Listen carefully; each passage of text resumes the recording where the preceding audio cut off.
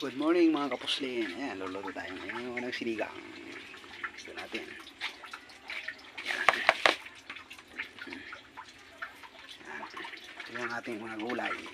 Galing yan sa tanim natin. Ayan.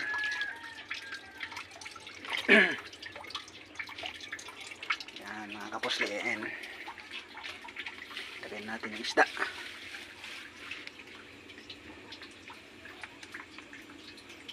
Ayan.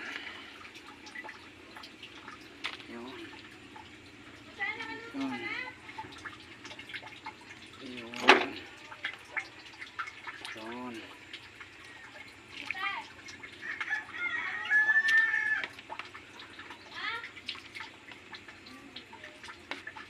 Hindi pa nga ni.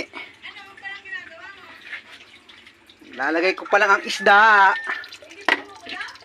Kumukulo na.